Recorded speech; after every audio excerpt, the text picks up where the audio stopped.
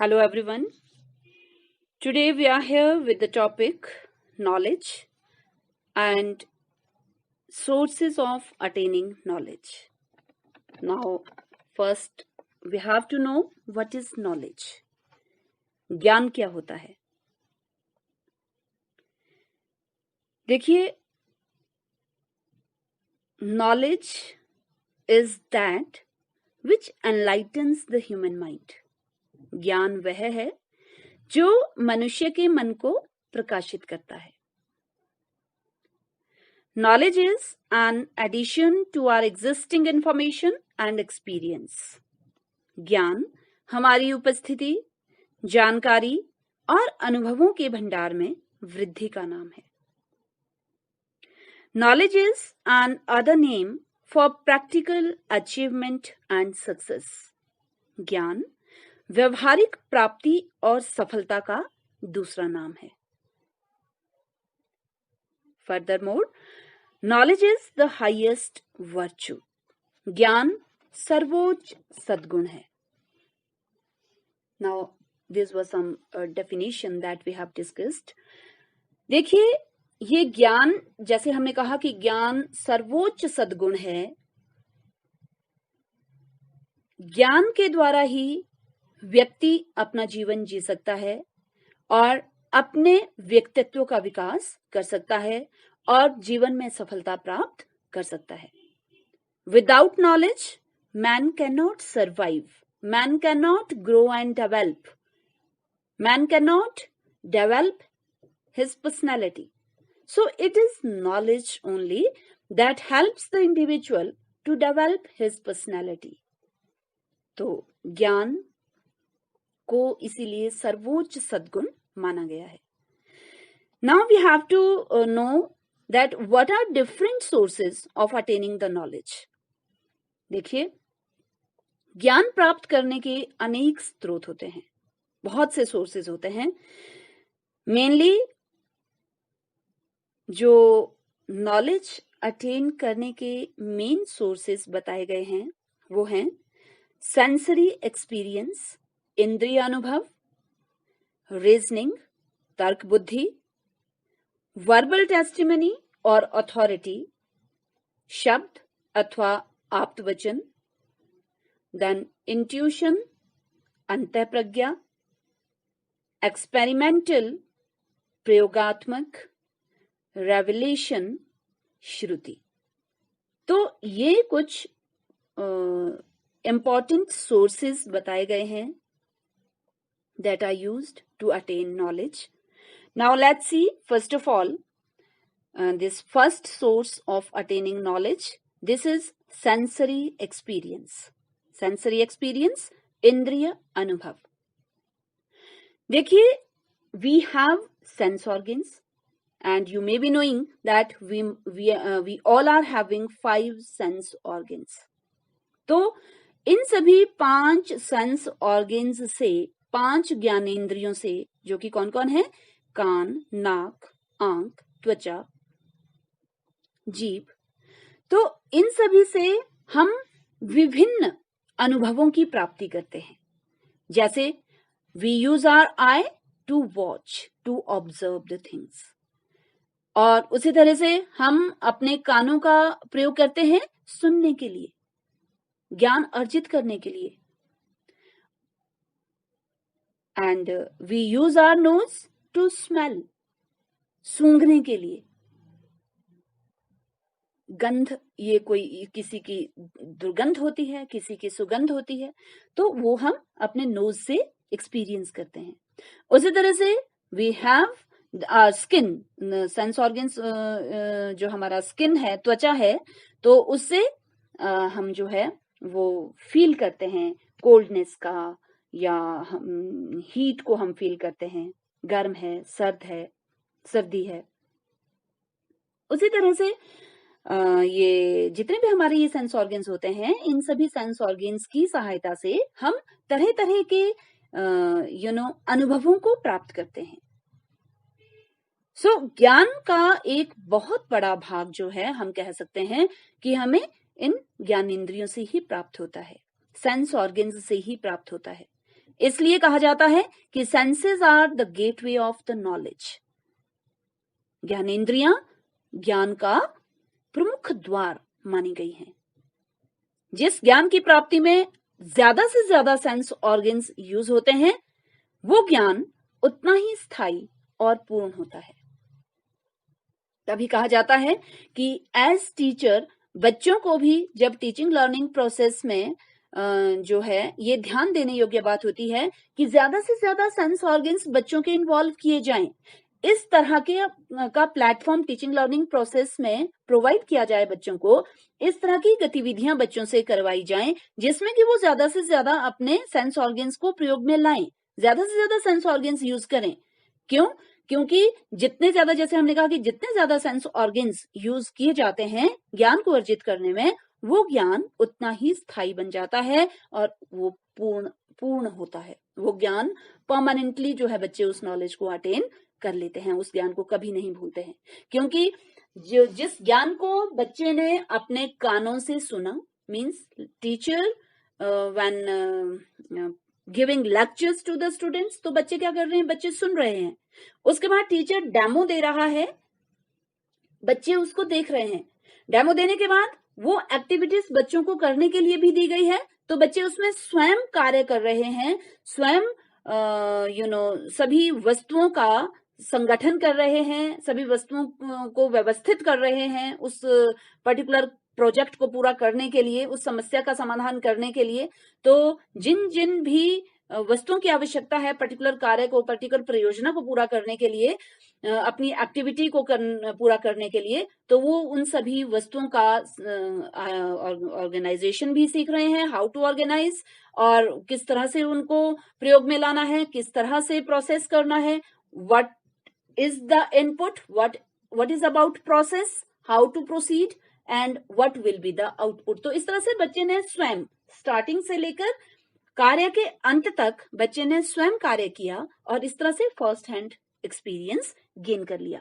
तो देखिए, सुनने के द्वारा, देखने के द्वारा, स्वयं करने के द्वारा बच्चा जो ज्ञान हासिल करता है वो ज्ञान बच्चे के लिए स्थायी बन जाता है। तो इस तरह से हम कहते हैं कि जो सेंसरी ऑर्गन्स हैं या ये जो हैं ये ज्ञान के प्रमुख द्वार माने गए हैं, और जो ज्ञान प्राप्ति का जो ये स्रोत है, जो ये सोर्स है, that is sensory experience, this is considered as most important source of attaining knowledge. Then reasoning, तर्क बुद्धि। देखिए, रीजनिंग से तर्क भी जो है वो ज्ञान का स्रोत माना गया है, और तर्क में बुद्धि का सहारा लेकर क्या किया जाता है? हम गेस करते हैं, अनुमान लगाते हैं, और इस क्रिया से हम ज्ञान प्राप्त करते हैं। हमारी जो बुद्धि का कार्य होता है वो क्या होता है? वो इमेजिनेट करना होता है, सोचना होता है, तर्क देना होता है। और तर्क जो है इस तरह से ये मेंटल और इंटेलेक्चुअल प्रोसेस इसे बताया गया है। तर्क देने को, तर्क देने की प्रक्रिया मेंटल एक्टिविटी है और इंटेलेक्चुअल एक्टिविटी मानी गई है। ज्ञान प्राप्ति के लिए जो हम लॉजिक देते हैं, तर्क देते हैं, तो तर्क के अंतर्गत दो इंपॉर्टेंट मेथड्स आते हैं। These are inductive method and deductive method. Inductive method आगमन विधि, डिडक्टिव मेथड हुआ निगमन विधि। देखिए, इंडक्टिव या आगमन विधि, इंडक्टिव मेथड के अंडर हम क्या करते हैं कि पहले हम किसी भी तथ्य से संबंधित बहुत एग्जाम्पल्स देते हैं, और उन एग्जाम्पल्स की सहायता से फिर हम एक जनरल स्टेटमेंट बनाते हैं, या उदाहरणों की सहायता से हम सामान्यीकरण करते हैं। फॉर एग्जाम्पल, इंडक्टिव मेथड के अंतर्गत, फॉर एग्जाम्पल, पहले हमने उदाहरण दिया कि यह राम है, राम शिमला में रहता है, राम के पास एक बैग है। Now see, 3 different sentences are given here. First sentence is यह राम है। अब इसमें किसके बारे में बताया गया है? कोई व्यक्ति है, राम एक व्यक्ति है, तो इसमें व्यक्ति का नाम बताया गया है। दूसरे वाक्य में कहा गया है कि राम शिमला में रहता है, तो दूसरे वाक्य में बताया गया है कि राम कहाँ, कौन सी जगह में रहता है, तो ये स्थान का नाम आ गया। अब तीसरे वाक्य में बताया गया है राम के पास कुछ है, तो वो वस्तु के बारे में बताया गया है कि राम इज हैविंग बैग, तो राम के पास एक बैग है। तो इन तीनों एग्जाम्पल्स को जब हम इकट्ठा करते हैं और एक निष्कर्ष निकालते हैं कि राम एक नाम है, व्यक्ति का नाम है, शिमला जहां राम रहता है वो एक स्थान का नाम है, बैग जो एक वस्तु जो कि राम के पास है वो भी वस्तु का नाम है। तो नाम वाले शब्द मीन्स व्यक्ति, वस्तु या स्थान के नाम को संज्ञा कहते हैं। तो इस तरह से हमने एक जनरलाइज स्टेटमेंट बना दी इन तीन उदाहरणों की सहायता से। So this is known as inductive method when on the basis of examples we generalize a common rule। और जो दूसरा मेथड हमने कहा ये रीजनिंग के अंडर, दैट इज निगमन विधि, डिडक्टिव मेथड। निगमन विधि या डिडक्टिव मेथड इंडक्टिव मेथड के बिल्कुल ऑपोजिट है। इसमें हम क्या करते हैं, इसमें हम जो सामान्यीकरण किया होता है, जो एक जनरल स्टेटमेंट जनरलाइज की गई होती है, उससे हम एग्जाम्पल्स की ओर चलते हैं। इसी केस को ले लीजिए, जैसे पहले हमने कहा कि किसी व्यक्ति, वस्तु, स्थान आदि के नाम को संज्ञा कहते हैं। अब ये एक जनरलाइज्ड स्टेटमेंट है, ये एक रूल है। अब रूल से हम एग्जाम्पल्स की ओर चलते हैं। तो हमने कहा किसी व्यक्ति, वस्तु, स्थान, तो पहले व्यक्ति का हम उदाहरण लेंगे। जनरल स्टेटमेंट से, रूल से हमने एक एग्जाम्पल पहले लिया, व्यक्ति, यह राम है। फिर स्थान, राम शिमला में रहता है। फिर वस्तु, राम के पास बैग है। तो जब हम सामान्यीकरण से उदाहरण की ओर चलते हैं और इस तरह से बनाए गए नियम की जो सत्यता है उस सत्यता को परखते हैं, तो that is known as deductive method. तो इस तरह से इधर बाय यूजिंग इंडक्टिव मेथड और by using deductive method we can get knowledge. Now, next source of attaining knowledge is verbal testimony or authority. अब देखिए, जो शब्द वर्बल टेस्टिमनी हुआ, शब्द या आप्त वचन। अब जो ये आप्त वचन होता है, जो ये ज्ञान का सोर्स माना गया है, वर्बल टेस्टिमनी या अथॉरिटी, इसमें ज्ञान का सोर्स ना ही तो बुद्धि है और ना ही तो हमारे सेंसरी एक्सपीरियंस है। देखिए, बहुत सा ज्ञान जो हमारे पास है उसे ना तो हम अपनी ज्ञानेंद्रियों से ही प्राप्त कर सकते हैं और ना ही इस ज्ञान को प्राप्त करने के लिए बुद्धि का प्रयोग किया गया है। हमें ऐसे ज्ञान की प्राप्ति के लिए कुछ एक्सपर्ट पर ही निर्भर रहना पड़ता है। ज्ञान के देखिए अलग अलग क्षेत्र होते हैं। ज्ञान क्योंकि बहुत कॉम्प्रिहेंसिव फील्ड है, तो ज्ञान के अलग अलग फील्ड होते हैं। तो किसी भी पर्टिकुलर फील्ड से संबंधित ज्ञान को अर्जित करने के लिए उस पर्टिकुलर फील्ड के एक्सपर्ट पर ही हमको निर्भर रहना पड़ता है। जैसे साइंटिफिक फील्ड में अगर हम देखें तो ग्रेविटेशनल लॉ, ये गुरुत्वाकर्षण का जो सिद्धांत है, नियम है, ये न्यूटन ने दिया है। तो Newton is the expert in this particular field of science, so we have to depend upon the Newton's experimentation. Newton ने जो ज्ञान प्रदान किया है, अपने प्रयोगों के द्वारा सिद्ध किया है, उन्होंने जो भी ऑब्जर्वेशंस हमारे सामने रखी हैं, उससे जो भी कंक्लूजन निकाला है, तो उस पर्टिकुलर फील्ड से संबंधित ज्ञान प्राप्त करने के लिए हमें वो पर्टिकुलर एक्सपर्ट पर ही निर्भर रहना पड़ता है। तो इसलिए ज्ञान भंडार का बहुत बड़ा भाग एक्सपर्ट की जितनी भी सेइंग्स होती हैं उनमें विश्वास करके ही प्राप्त किया जा सकता है। Then intuition. अब intuition is also considered as important source of attaining knowledge. अब ये इंट्यूशन क्या होता है? देखिए, ये ऐसा ज्ञान जो हमारी इंद्रियों से परे का ज्ञान होता है। जिसे हम ना ही तो अपने सेंसरी एक्सपीरियंस से गेन कर सकते हैं और ना ही तर्क द्वारा या बुद्धि द्वारा प्राप्त कर सकते हैं। ऐसा ज्ञान जो हमारी 5 इंद्रियों के अनुभव से भी परे का ज्ञान है, उस ज्ञान को अंतः प्रज्ञा कहा जाता है। अंतः प्रज्ञा मीन्स इंट्यूशन। इसलिए इस अनुभव को मनुष्य की छठी इंद्री से भी जोड़ दिया जाता है। This is also called our sixth sense, क्योंकि ये 5 इंद्रियों से परे का ज्ञान इसे कहा गया है, इंट्यूशन को, अंतः प्रज्ञा को। ये संपूर्णता का बोध, या हम कहें कि उसकी अनुमति का नाम ही अंतःक्रिया होता है। देखिए, whatever experiences do we have, whatever knowledge do we have till date, on the basis of that, what can we think of, what can we perceive of the present as well as of the future? So that is known as intuition. अब intuition में आपको ना आपकी बुद्धि direct involve होती है आपको ज्ञान प्रदान करने में, ना कोई जो है दूसरा व्यक्ति या कोई दूसरी वस्तु आपको ज्ञान प्रदान करने में सहायता करती है। इसमें स्वयं आप ही ज्ञान को देते भी हैं स्वयं को, और स्वयं ही आप ज्ञान प्राप्त करते भी हैं।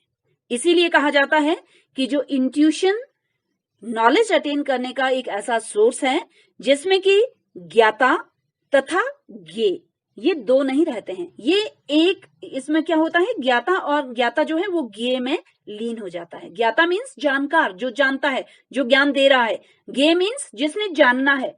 तो यहाँ ज्ञान देने वाले भी हम स्वयं ही होते हैं जब हम intuition as source of attaining knowledge को यूज कर रहे होते हैं। हम ज्ञाता भी खुद ही होते हैं और ज्ञेय भी स्वयं ही होते हैं। हम स्वयं को ही स्वयं ज्ञान प्रदान कर रहे होते हैं। तो ये कैसे पॉसिबल होता है? It is possible only on the basis of our previous knowledge, previous experience, previous sensory experiences that we have already. तो उन सभी के बेस पर हम फर्दर प्रेजेंट के बारे में भी और फ्यूचर के बारे में भी क्या विचार धारा बनाते हैं। तो that is intuition. Then experimental knowledge, प्रयोगात्मक, ऐसा ज्ञान जो प्रयोगों पर आधारित होता है। इस प्रकार का ज्ञान व्यक्ति साइंटिस्ट द्वारा किए गए एक्सपेरिमेंट से प्राप्त करता है। और जितने भी एक्सपेरिमेंट्स जो साइंटिस्ट करते हैं ये कंट्रोल्ड कंडीशंस में ही किए जाते हैं, और इस ज्ञान की पुष्टि अन्य व्यक्तियों द्वारा पुनः प्रयोग करने से भी की जा सकती है। और प्रयोगों द्वारा ही जितने भी रूल्स हैं वो रूल्स फ्रेम किए जाते हैं। एक्सपेरिमेंट्स के द्वारा ही रूल्स फ्रेम किए जाते हैं, थ्योरीज बनाई जाती हैं, प्रिंसिपल्स फॉर्म किए जाते हैं। इस प्रकार प्रयोग जो है, एक्सपेरिमेंट जो है, वो ज्ञान प्राप्ति के लिए एक सशक्त विधि मानी गई है।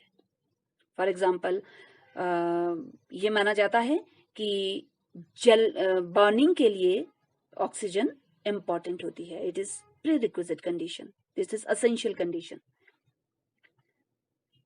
तो इसे प्रयोगों द्वारा सिद्ध किया जाता है, सिद्ध किया गया है, और हम भी इसे पुनः, अगर इसे हमने सत्यापित करना है तो हम भी इसे सत्यापित कर सकते हैं कि हम एक बर्निंग कैंडल कैंडल लेते हैं, उसे बर्न करते हैं, और बर्निंग कैंडल को पहले ओपन में रखते हैं, मींस वहां पे एयर की सप्लाई फ्रीली जो है, वहां पे एयर की सप्लाई हो रही है, तो वो कैंडल भी बर्न हो रही है। लेकिन जैसे ही हमने बर्निंग कैंडल को एक जार से, ग्लास के बीकर से कवर कर लिया, तो हमने क्या कर दिया, we have cut off the supply of the air, oxygen. तो जब ऑक्सीजन की सप्लाई बंद हो जाती है तो थोड़ी देर बाद हम देखते हैं कि वो कैंडल बुझ जाती है। तो इस तरह से वी कैन वेरीफाई, हम वेरीफाई भी कर सकते हैं। हम पुनः प्रयोग से भी वैज्ञानिकों द्वारा सत्यापित किए गए, बताए गए नियमों को पुनः सत्यापित कर सकते हैं, और इस तरह से अपने ज्ञान को और स्थायी बना सकते हैं। Then last one is revelation. This is Shruti. देखिए, जो रेवलेशन है या श्रुति, इसका संबंध धार्मिक ज्ञान से होता है, और धार्मिक ज्ञान के लिए this revelation is considered as very important source of attaining knowledge. ये हमारे भारत की बात हो या दूसरे देशों की बात हो, यहाँ के जो हमारे अपने देश की अगर हम बात करें तो यहाँ के धार्मिक ग्रंथों का जो आधार है वो श्रुति ही है। जितने भी धार्मिक ग्रंथ हैं वो कैसे बने हैं? So that is on the basis of श्रुति और रेवलेशन। रेवलेशन क्या होता है? Revelation in fact this is a thing और a person that can change the person's ideas or beliefs about something।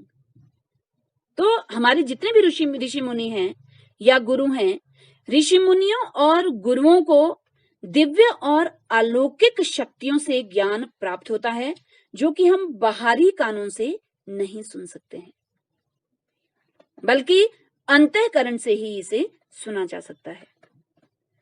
यह ज्ञान काल और देश की सीमाओं से बंधा हुआ नहीं होता है। ये ज्ञान सार्वभौमिक है। अब देखिए, जो हमारी रामायण है, ये जो हमारा एपिक है, रामायण है, महाभारत है, गीता है, उपनिषद है, जो भी लेख उसमें लिखे गए हैं या जो भी ज्ञान उसमें निहित है वो सार्वभौमिक है। ये ज्ञान जो है, वो जो धार्मिक ज्ञान है, ये काल मीन्स समय और देश की सीमाओं से बंधा हुआ नहीं होता है। मीन्स ये अतीत में भी ज्ञान ऐसा ही था, प्रेजेंट में भी ज्ञान ऐसा ही है, और वर्तमान में भी ये ऐसा ही रहने वाला है। जैसे हम बात करते हैं यूनिवर्सल वैल्यूज की, सार्वभौमिक मूल्यों की, तो सार्वभौमिक मूल्यों में देखिए सत्य, अहिंसा, प्रेम, सदाचार और शांति। तो ये जो सार्वभौमिक मूल्य हैं, ये मूल्य